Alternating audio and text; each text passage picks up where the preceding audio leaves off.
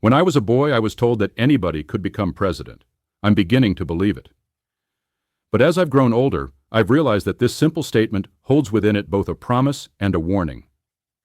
Democracy, at its heart, is a radical experiment in the distribution of power. It is the idea that ordinary people, through the collective act of voting, can shape the destiny of a nation. It is a rejection of the old order, where bloodlines and birthrights determined who ruled and who served. It is a defiance of the ancient belief that power is the birthright of the few. But democracy, for all its virtues, has its dangers.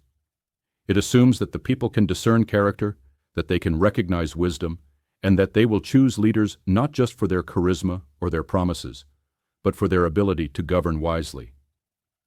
It assumes that the people, in their collective wisdom, can see beyond the superficial, beyond the spectacle, to the substance beneath. Yet, as we look around us today, we must ask ourselves, have we fulfilled this promise, or have we fallen prey to the very temptations that democracy was meant to overcome? Have we elevated the wise, or merely the popular? Have we chosen leaders of vision and integrity, or simply those who best exploit our fears and frustrations? In the past, the path to the presidency required a certain gravitas, a lifetime of public service, a record of leadership and sacrifice. Today, it seems that the barriers have lowered, that the gates have swung open, and that anyone with a loud enough voice, a clever enough slogan, or a large enough following can claim the mantle of leadership. This is both the beauty and the peril of democracy. It is a system that can produce a Lincoln or a Washington, a Jefferson or a Roosevelt. But it is also a system that can elevate demagogues, that can reward the cunning over the competent, that can mistake popularity for principle. I am reminded of the words of the ancient Greek historian Thucydides, who warned that in times of crisis, the loudest voices often drown out the wisest, and that nations can be driven to ruin by those who promise simple solutions to complex problems.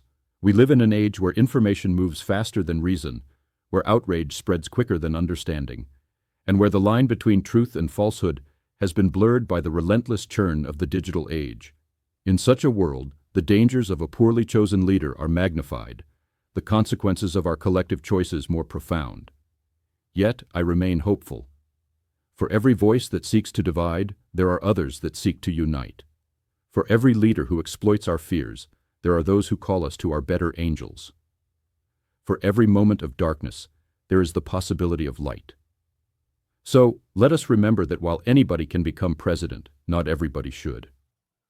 Let us strive to choose leaders of character and vision, of courage and conviction.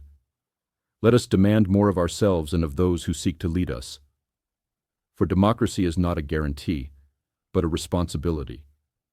It is a trust placed in our hands by those who came before, and a gift we hold in trust for those who will come after.